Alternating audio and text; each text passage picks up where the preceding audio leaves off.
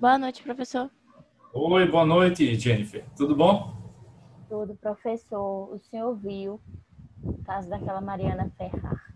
Estava aqui até agora falando com uma amiga professora também da CEUNI que eu ainda estou chocado, eu não estou acreditando no que eu vi daquela audiência.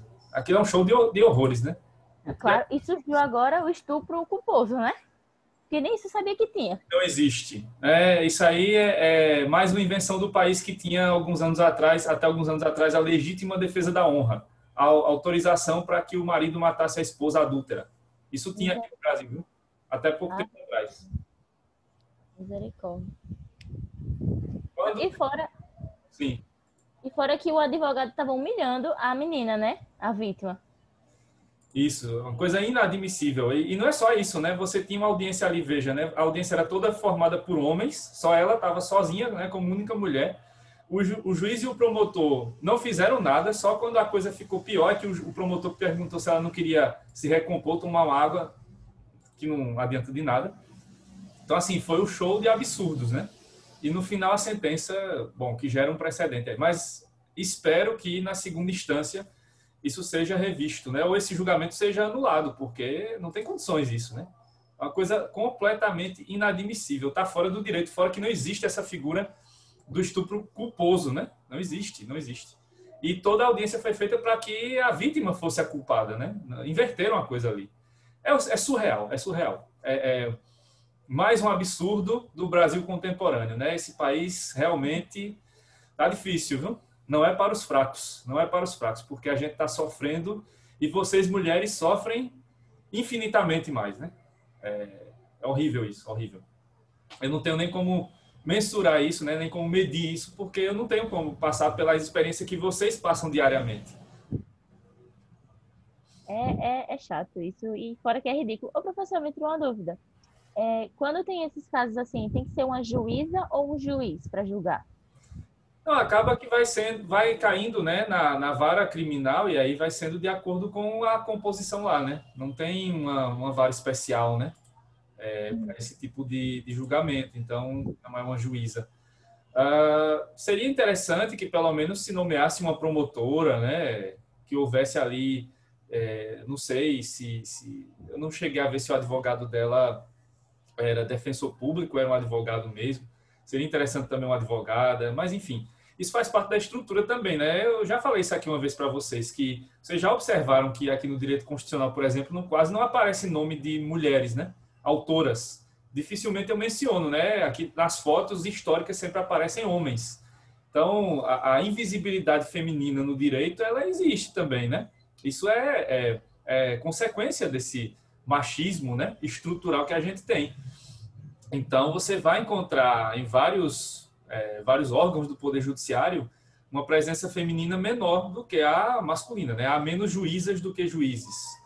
Isso tem mudado nos últimos anos porque vocês têm sido a maioria agora, já nos últimos anos, entre as alunas, né? Então, consequentemente, mais mulheres têm se formado em direito e mais mulheres têm passado em concursos. Mas, mesmo assim, isso ainda não mexeu com a estrutura machista de todo o Poder Judiciário. Por isso que a gente ainda vê casos desse tipo, né? É preciso a gente rever isso com muita, vamos dizer, com muita brevidade, né? Essa estrutura já está velha, já está enferrujada. É preciso mexer nisso logo. Vai caber a vocês aí fazer essa mudança de estrutura, né? Querendo estar lembrando aqui, no STF a maioria são homens. Quem são as ministras lá do STF? Rosa Weber, tem Carmen Lúcia, né? Tem mais alguma, gente? Agora me peguei pela memória aqui. Vamos recorrer ao velho Google, né? Mas eu acho que só são duas, né? Ou tem mais alguém? Mais alguma ministra? Vamos ver aqui. Ministras do STF. Ah,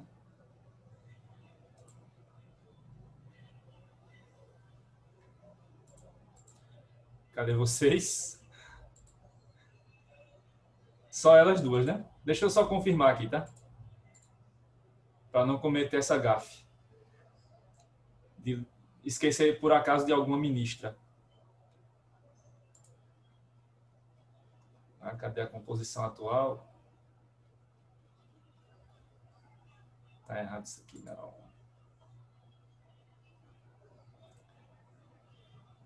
Hoje só são elas duas mesmo. Carmen Lúcia e Rosa Weber. As duas ministras. Tivemos também a Ellen Grace, né? Que eu me lembro são essas que tivemos na história do Supremo. As ministras. É um caminho longo, né? Se a gente for para o STJ também, a gente vai ver que tem menos mulheres lá do que homens. Então, continua essa luta de vocês aí. Grande, viu? E nossa, dos homens, para a gente se desconstruir a cada dia, né? Porque o machismo é estrutural. Por mais que a gente diga, eu não sou machista, nós somos machistas. Nós fomos criados nessa estrutura e cabe a nós, homens, nos desconstruirmos nessa estrutura machista dia a dia. É um aprendizado constante. Pois é, outra coisa, né? Outro dado triste, além desse do caso da Mariana Ferrer, né? Que foi lembrado aqui pela Jennifer e deve ser lembrado sim, e com toda a indignação e revolta necessária, né? Também, né, a triste marca que a gente atingiu aqui em Maceió agora, né? Domingo, acho que foi domingo, chegamos à marca triste de 1.000 mortos só na cidade de Maceió. A Covid continua por aí, então vamos seguir com os cuidados.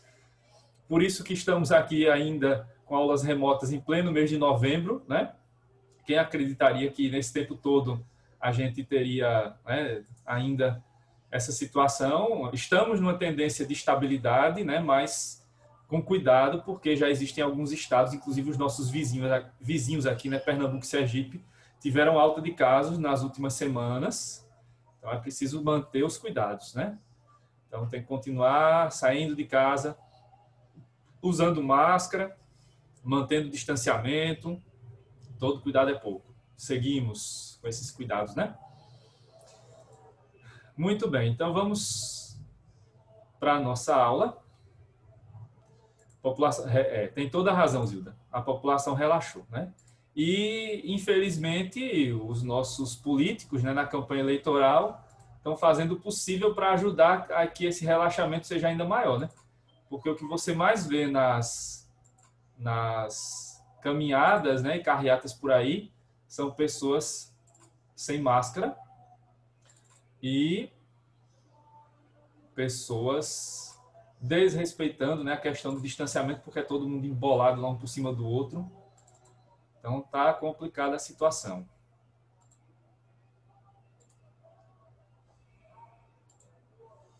Boa noite para quem não tinha dado boa noite a todos ainda. Então, boa noite. Boa noite, Alice. Boa noite, Querine. Boa noite, Zilda. Boa noite, Elisa. Colocaram aqui no bate-papo. Boa noite para todos, boa noite para todas. Vamos começar então aqui. Estava me localizando aqui. A questão política pesa muito, sem sombra de dúvidas. E é uma das causas já em alguns estados, né, que já estão notando aí essa alta.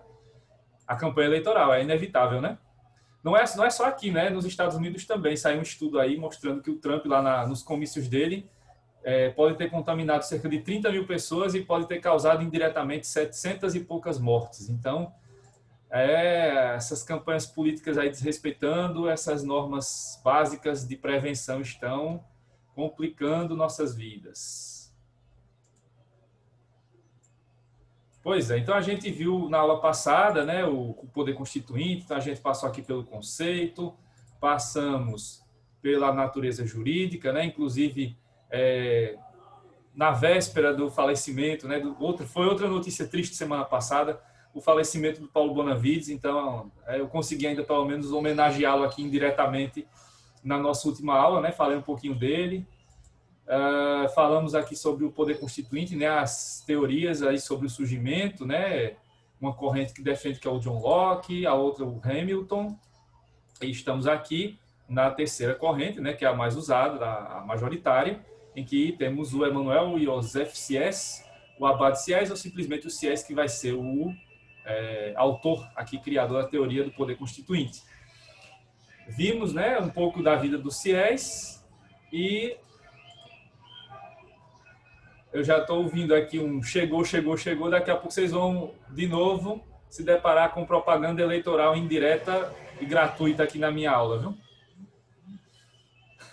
Então não estranhe se daqui a pouco eu parar de repente e botar no mudo. Se o carro de som passar por aqui, né? Então, Estamos aqui na teoria do poder constituinte do CIES. E aí eu falei para vocês da primeira parte, né? Nessa primeira parte aqui o CIES mostrou como era a situação da burguesia francesa à época da Revolução, né? Então, até a Revolução Francesa, o terceiro Estado representava algo, né, a classe social mais importante do ponto de vista econômico, financeiro do país. No ponto de vista político, não representava muita coisa, porque os burgueses não tinham acesso a muitos cargos, né, e não tinham muito acesso a vagas no parlamento. E o que eles queriam ser, queriam, né, ter os mesmos direitos que a nobreza, que o clero, mas não os mesmos privilégios, né? Eles queriam acabar com os privilégios da nobreza e do clero e queriam ter direitos iguais, né? A ideia os ideais, né, lá, liberdade, igualdade e fraternidade, vieram, né, a partir dessas noções também aqui. Na segunda parte, né, que foi onde eu parei na aula passada, a gente viu os 3 pedidos. Então, depois da Revolução, o CIES vai participar do processo revolucionário, vai, inclusive, ser eleito depois como deputado constituinte, e aí ele já começa a falar do que a burguesia quer, né, para poder ter direitos, os mesmos direitos que a nobreza e que o clero. E aí são 3 propostas que, né, vocês devem ter percebido na aula passada, que de maneira isolada, né, a proposta 1, a 2, a 3, elas poderiam resolver algumas coisas, mas não tudo. Então, para que houvesse aí uma resposta realmente, né, para que houvesse a superação desejada pelo CIES da situação de servidão e humilhação do povo, seria necessário que as 3 medidas fossem tomadas em conjunto, né? E aí essas 3 medidas, só relembrando aí, que os representantes do terceiro Estado fossem escolhidos apenas entre as pessoas do terceiro Estado, ou seja, burguês votando em burguês, que os deputados fossem em número igual, e aí eu falei que essa igualdade não é aquela igualdade literal, né, absoluta, mas é uma proporcionalidade, porque se fosse igualdade, sendo 3 classes sociais, no exemplo que eu dei aqui, se fossem 300 deputados, seriam 100 da burguesia, 100 do clero, 100 da nobreza. Isso não representaria maioria, nem vamos dizer, compatibilidade ali, né, igualdade entre a burguesia e as outras classes. Então, o que ele queria aqui era proporcionalidade, que a burguesia tivesse o mesmo número de deputados que as outras 2 classes sociais juntas. Então, aí no meu exemplo, seriam de 300 deputados, 150 da burguesia e 150 das outras classes sociais. Isso aqui o CIES via como uma solução. E, além disso, né, que na votação geral, nas eleições gerais, houvesse o voto por cabeça, a regra que temos hoje, né? No dia 15 agora a gente vai votar aqui para prefeito, para vereador, e aí cada voto vale um, né? Não tem um voto que valha mais do que o outro, né? Cada cabeça um voto, cada pessoa um voto. Essa é a regra atual. Mas naquela época não era, como eu mostrei para vocês, existiam 2 outras regras, né, desiguais, que geravam e mantinham desigualdades, que era a regra do pater família, a regra do pai de família. Então, você tinha lá só o chefe de família votando, né, sempre o pai, né, o chefe da família, o homem, que era o chefe da casa. E a outra regra, que era o voto de qualidade, quando os nobres e os representantes do clero tinham um direito ao voto, mas o voto deles valia mais do que o voto da burguesia. E era isso que gerava e mantinha as desigualdades. Então, o que o CIES queria era derrubar essas regras, justamente para que houvesse ali a votação de todos, né? A ideia do chamado, o que chamamos hoje de sufrágio universal, né? Então, o sufrágio universal é essa regra de que cada pessoa tem o direito de voto, o seu voto vale a mesma coisa que o da outra pessoa, então não há votos que valham mais do que outros. O voto do presidente vale o mesmo voto que o nosso, né? Então, é o mesmo valor de voto. E as regras de sufrágio universal, elas trazem a possibilidade de que qualquer pessoa possa votar, desde que cumpra lá os requisitos da lei, né? Idade mínima para votar, não tenha pendências com a justiça eleitoral hoje, né? Falando dos dias de hoje. Naquela época, claro que esse sufrágio não foi completamente universal, porque vocês bem sabem, né, que o voto feminino ele só vai surgir no século XX, né, no mundo como um todo. Surge antes, já ainda no final do século XIX, na Nova Zelândia, né, que é o primeiro país que abre o voto feminino, a possibilidade. Mas nos outros países, como no caso do Brasil, da própria França, é só no século XX, né, que vocês mulheres vão ter direito ao voto. Então, essa desigualdade estrutural, né, que eu falei no começo da aula, nem era sobre isso aqui ainda, né, mas falando do caso lá da Mariana, Mariana Ferrer. Então, essa desigualdade estrutural, né, entre homens e mulheres, ela existe há séculos e só veio começando a ser diminuída agora já no século XX, né? E uma das possibilidades, né, de diminuir essa desigualdade é justamente isso, né? Garantir a vocês mulheres o direito de voto. E não só isso, né? O direito também de ser votadas, de poder exercer cargos públicos, né? De serem presidente da República, deputadas, senadoras, governadoras, prefeitas, etc. Né? Então, o CIES via esses três pedidos como as soluções possíveis para resolver o problema da falta de representatividade política da burguesia. E daí seguiriam outras medidas que poderiam ser tomadas no parlamento para, enfim, garantir a igualdade de direitos entre burguesia, clero e nobreza. De que maneira? Com o parlamento aprovando, por exemplo, a possibilidade de que a nobreza pagasse impostos, a possibilidade de que a igreja também viesse a pagar impostos, né? Se é um dever de todos pagar impostos, então que todos paguem, né? A possibilidade de que as pessoas mais ricas possam pagar impostos, né? Conseguiu, cadê? Quem fez a pergunta aqui? Conseguiu fazer com que os pedidos fossem aceitos? A gente já viu aqui que a Revolução Francesa ela acabou não dando certo, né? Então, nos primeiros anos, até que eles conseguiram levar adiante algumas dessas propostas. Mas vocês bem lembram que alguns anos depois houve a ascensão do Napoleão Bonaparte. Então, todo aquele modelo absolutista voltou, né? E aí a França teve muitas idas e vindas. E só ao longo dos últimos, talvez, 100 anos, e mesmo assim passando por democracias e ditaduras, é que a França foi conquistando a duras penas esses direitos, né? Então, não foi um caminho fácil, não. Os franceses, para ter esses direitos que tem hoje lá, percorreram um caminho longo, né? A França tem, inclusive, né, um histórico de constituições maior do que o do Brasil. A França, se eu não me engano, tem 15 constituições na sua história, né? A gente tem 7 ou 8. Então, a situação deles é mais complicada do que a nossa, né? Eles passaram por mais governos de ditaduras e mais democracias. Então, houve mais transições aí nos modelos de república francesa. Tanto é que eles dizem que hoje estão na quinta fase republicana, né? Então, os pedidos foram aceitos, de início foram, né, na Constituição Francesa de 1791, mas ela não durou muitos anos, porque logo depois, né, alguns anos depois, o Napoleão vai dar aquele golpe do 18 Brumário, né, e vai reinstituir o absolutismo na França. Então, essas regras, né, acabam que não vão ser obedecidas sempre na história francesa do pós-Revolução Francesa, né? Bom, seguindo aqui, a gente vai para a terceira e última parte da teoria do CIES, né? Essa é a parte em que realmente a gente vai ver o CIES falando sobre poder constituinte, né? Mas não dá para entender essa terceira parte sem ter visto as outras duas anteriores, né?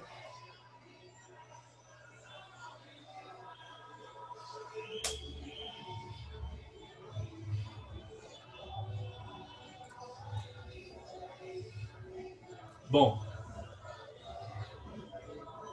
deixa eu ver se eu consigo diminuir o impacto da propaganda gratuita aqui. Só um minutinho, tá?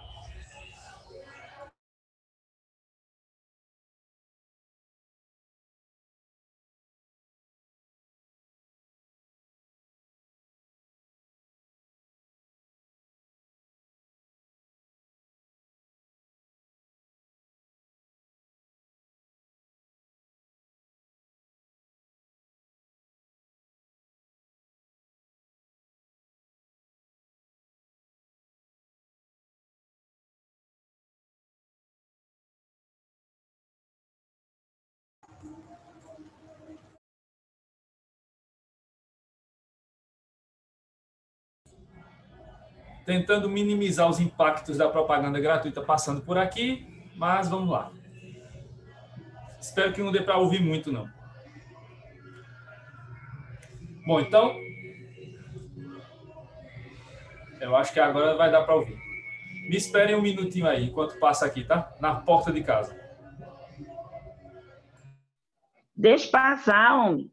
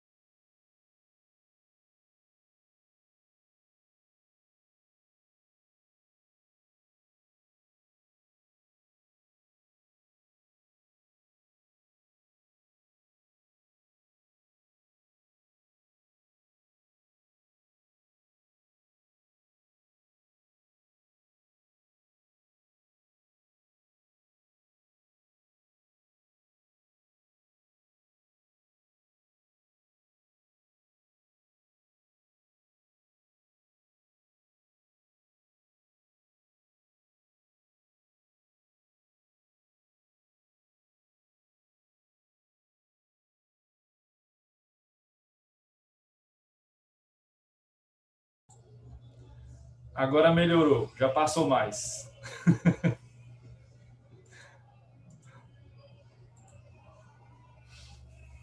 Então vamos lá. Muito bem. Então eu estava falando disso, né, que nessa terceira parte da teoria do poder constituinte dos CIES, ele realmente aqui vai tratar do ponto específico, né, sobre o poder constituinte. Então, o que é que o CIES trata, né? De que maneira o CIES trata o poder constituinte na sua teoria, no seu livro, né, A Constituinte Burguesa? Bom, o CIES, ele considera o poder constituinte como um direito natural, como um poder supremo e como expressão máxima da soberania nacional. Um desses pontos aí eu já falei aqui, porque, na verdade, já falei de dois deles aqui.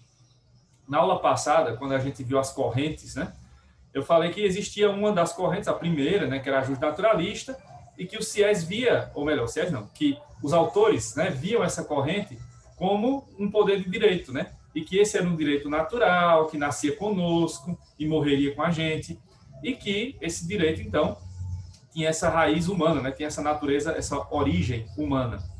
Então, essa ideia, ela surgiu pela primeira vez, né, com o Emmanuel Sieyès. Foi o Emmanuel Sieyès que trouxe essa ideia justnaturalista para o direito constitucional, né, para a teoria do poder constituinte. Então, ele vai ser o primeiro autor que vai mencionar que o direito, que o poder constituinte é um poder de direito e que esse direito é natural, é um direito que nasce, que está inato a cada cidadão, né, a cada pessoa.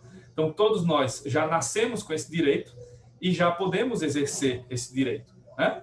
Só que esse direito a gente vai ver que ele não pode ser exercido sozinho, né? Não pode ser eu que esteja insatisfeito com o país e que queira, de repente, criar uma nova Constituição. Não é assim, né? Esse é um direito que cabe a cada um de nós tem esse direito, só que esse direito só pode ser exercido coletivamente e em situações muito especiais, né? Porque para que você gere uma comoção nacional, para que você gere uma comoção geral, né, ou da grande maioria do povo, para que se chegue a esse ponto de se fazer uma nova Constituição, é preciso que você tenha uma situação muito grave naquele país. Então, você não vai ver esse movimento acontecendo todos os dias, ou a cada mês, ou a cada ano. Não, não é assim, né? Vai acontecer a cada época, e isso pode levar anos, décadas ou séculos, né? Basta lembrar do modelo norte-americano, né, que é um só. Só houve uma Constituição norte-americana até hoje, né? Eles não viram em nenhum momento da história deles a necessidade de ter um novo poder constituinte. Só tiveram o primeiro e único até hoje, né? Diferente aqui do Brasil, que já passou por 8 constituições, da França, que eu falei agora que teve 15. Então, isso varia de país para país e depende muito das circunstâncias, né? Porque, apesar de ser um direito natural nosso, né, de cada pessoa individualmente, mas esse direito só vai ter força se for exercido de maneira coletiva, né? Se houver ali uma maioria do povo, né, uma grande maioria, com razões muito fortes, né, diante de situações muito graves em que realmente haja essa necessidade de se ter o poder constituinte. Então, foi o Sieyès o primeiro autor que mencionou essa questão de que o poder constituinte era um direito, né, um poder de direito, um direito natural, de origem humana, né, antropocêntrica, já não era mais de origem divina. Então, esse direito nasce conosco, vai morrer conosco, e vamos poder usá-lo quando quisermos. Só que não é quando quisermos mesmo, né? Porque esse não é um direito meramente individual. Ele é um direito nosso, de cada um, separadamente, mas ele só vai ser exercido de maneira coletiva, né? Quando houver uma situação de grave comoção, né? Uma situação realmente grave, né? E que leve à necessidade de criação de uma nova Constituição. E aí, tendo a manifestação da grande maioria do povo a favor disso, certamente, então, teremos, né, a manifestação desse poder.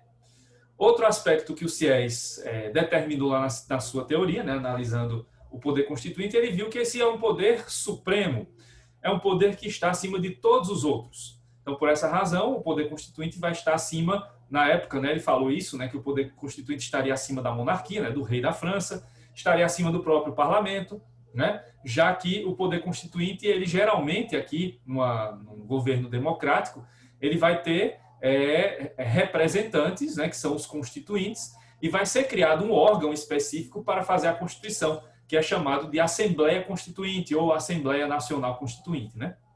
Então, esse poder ele vai estar acima dos outros. Então, enquanto estiver sendo feita lá a Constituição, esse é o poder que vai prevalecer sobre todos os demais. Vai estar acima do poder executivo, vai estar acima do poder legislativo, vai estar acima do poder judiciário, vai estar acima das leis, porque se esse poder vai criar a Constituição, ele tem que estar sem amarras, né? Ele não pode estar amarrado a nenhuma lei, ele tem que estar livre. E para isso, então, ele vai estar acima, inclusive, das outras leis. É um poder muito grande, é um poder muito forte, por isso que tem que ser usado com moderação, né? E aí esse poder, né, seguindo aí na definição do Siés, é a expressão máxima da soberania nacional. Então, o Siés via o poder constituinte como parte integrante desse conceito que temos de soberania da nação, que era muito importante naquele momento histórico da França, né? Vocês lembram que era o momento da Revolução Francesa. Era o momento em que a burguesia queria unir o povo em torno desses interesses comuns. Então, para que houvesse essa união do povo, era necessário criar um sentimento de pertencimento do povo àquele país. E aí que começa a surgir a ideia do nacionalismo, né? A ideia do pertencimento a uma nação, da existência de uma nação, né? De uma quantidade de pessoas que têm o mesmo costume, os mesmos costumes, o mesmo idioma, o mesmo sistema legal, a mesma Constituição. Então, vai se criando, né, a partir dessas ideias do Siés, essa ideia da soberania nacional. E aí o Siés vai percebendo, né, que o poder constituinte era a expressão máxima dessa ideia de nação, dessa ideia da soberania nacional, certo? Daqui a pouco eu volto a falar disso aqui, porque essa é uma questão mais polêmica, né? Depois, aqui no finalzinho, quando eu terminar essa outra parte, eu vou falar para vocês do que é que ainda restou, né? Se essa teoria do Siés até hoje é usada, de que maneira, né? Então, depois eu volto para falar um pouquinho mais disso, da soberania nacional.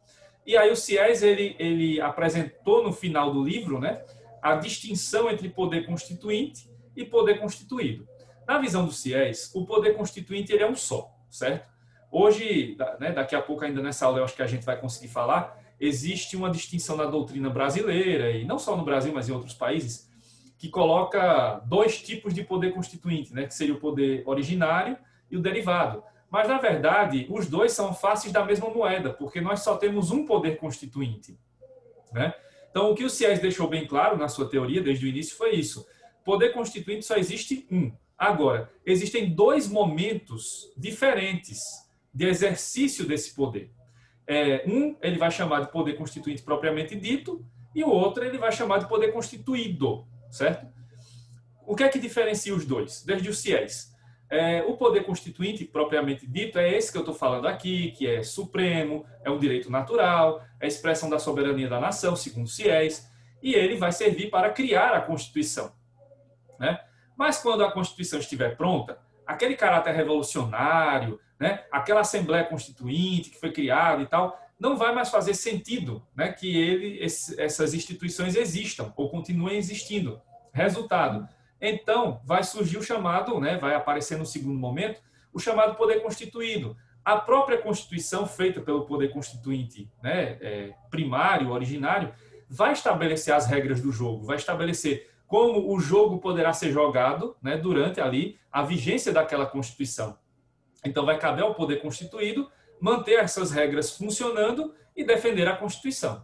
Então, o poder constituinte ele continua sendo um só, mas existem dois momentos para exercê-lo, né? Então, existe um momento em que funcionam algumas instituições para construir e elaborar a Constituição, e no outro momento, essas instituições saem de cena, voltam às instituições que nós já conhecemos, né? O poder executivo, legislativo e judiciário, e vai caber essas instituições, principalmente aqui no caso do legislativo, né? Zelar pelas regras que foram criadas lá na hora em que a Constituição foi feita, e defender a Constituição, né, de possíveis mudanças que venham a prejudicá-la, né? Então, essa distinção foi feita lá pelo Siés na sua obra Teoria do Poder Constituinte. Deixa eu só ver aqui. Não, ainda não. Voltando. Então, concluindo, né, essa parte aqui da ideia do Siés, dessa teoria do Siés, essa teoria do Emanuel Siés ela é tão importante aqui para o poder constituinte, para o direito constitucional, que até hoje ela tem pouquíssimas mudanças.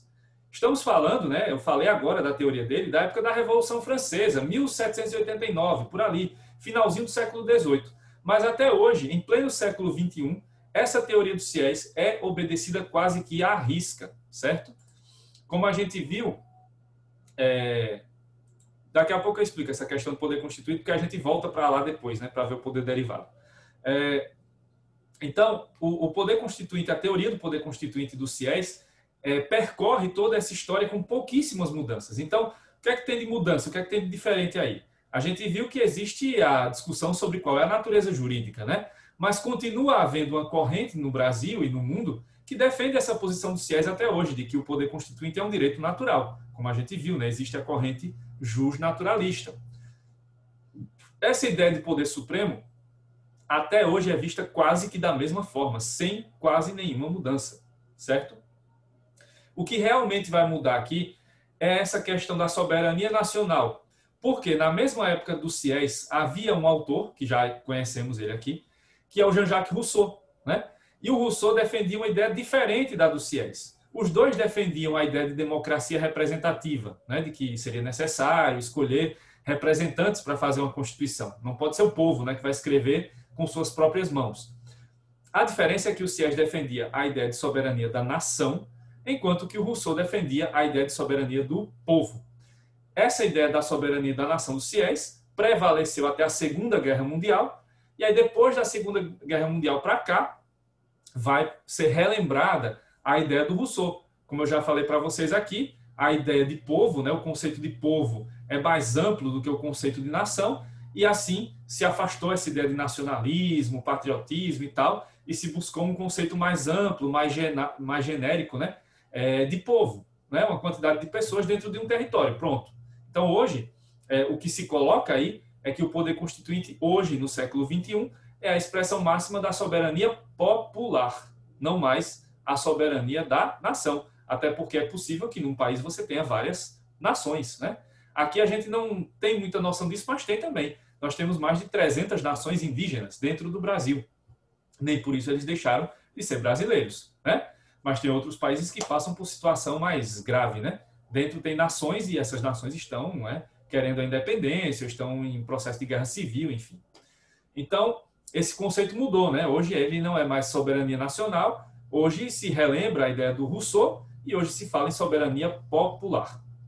E, finalmente, essa distinção entre poder constituinte e poder constituído, na verdade, ela continua. Só se mudou a nomenclatura. Como a gente vai ver mais à frente, talvez ainda hoje, a gente tem hoje a distinção poder constituinte originário, poder constituinte derivado, né? O poder constituinte originário é esse poder constituinte propriamente dito do Sieyès, que faz a Constituição, e o poder constituído, que a gente chama hoje de derivado, vai ser aquele que vai mostrar as instituições funcionando e vai caber a ele defender a Constituição, estabelecer os limites, obedecer, né, os limites que foram estabelecidos por quem criou a Constituição. Aí a gente vai ver como ele funciona, né, e ele fica mais circunscrito ao poder legislativo, né, que é esse que vai estar lá sempre, né, mais próximo das mudanças que a Constituição permitir ou até não permitir, né?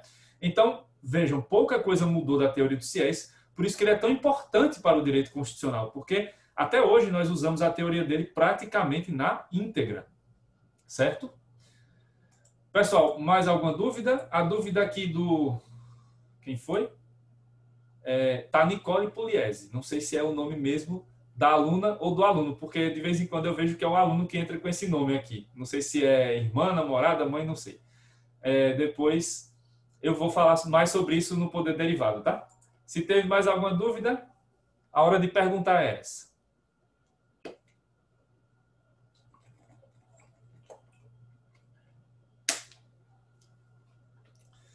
Por enquanto, sem dúvidas, então tá ótimo. Vamos seguir. Bom, depois de termos visto a teoria, agora a gente vai para uma parte em que a gente vai ver mais questões práticas da vida real. Como esse poder constituinte se manifesta na vida real. Como ele se manifestou ao longo da história, né? E tem se manifestado nos últimos anos. Pronto, eu sabia. É o Marcelo. É porque eu já vi uma vez que você entrou com esse nome e depois aí converteu o nome. Por isso que eu estava na dúvida de quem era. Tranquilo. Nessas épocas de internet, a gente acaba tendo que compartilhar mesmo os nossos dispositivos, né? Computador, celular, é normal. Tranquilo. Então, existem, sim, a gente vai ver agora, né, os chamados processos de formação do poder constituinte, certo? De que maneira o poder constituinte vai se manifestando nas sociedades.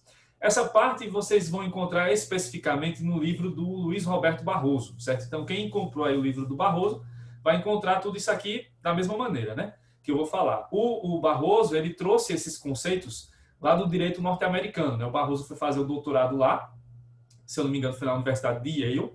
E aí o Barroso estudou muito isso lá, né? E trouxe esses conceitos para o Brasil. E aí, claro, adaptou, né, para a realidade brasileira e a gente vai ver como surgem, né, esses processos de formação do poder constituinte. E aí, com base nesses autores americanos, o Barroso dividiu, né, os processos de formação do poder constituinte em 3 espécies, 3 formas, né? Nós vamos encontrar o processo fundacional, o pós-fundacional e o processo de formação por meio de tratados internacionais. Vocês vão observar que os 2 primeiros já existiram, né, e sempre existiram, e o terceiro houve uma tentativa, mas ainda realmente não deu certo, né? Mas pode ser que no futuro outras tentativas surjam e dê certo. Então é importante ver também essa possibilidade como viável, né? Bom, então vamos lá. O primeiro é o processo fundacional. Vocês vão ver que há uma escala, né? É como se fosse uma escadinha, a gente está descendo os degraus. Então esse primeiro é um processo mais grave, né? É um processo mais profundo, de mudanças profundas na essência do Estado, na essência daquele país, na essência daquela sociedade. Então, no processo fundacional, a gente tem a criação de um novo Estado ou a reestruturação profunda e radical de um Estado já existente. Então, aqui o que a gente vai ter é a criação de um novo país, ou aquele país, ele não vai ser um novo país, né? Não vai ser uma separação e tal. É que houve uma mudança tão grande naquele país que ele praticamente se reinventou, praticamente deu um restart lá, né? Reiniciou o país de mudança, né, diante de mudança tão grave, tão profunda que foi feita. E aí a gente vai ver que existem exemplos, né, que são esses aí: revolução, processo de independência, fusão de países, cisão de países, incorporação de um país por outro. Como falta menos de 1 minuto aqui para eu concluir nessa primeira parte, eu vou deixar a explicação para quando eu voltar, tá certo?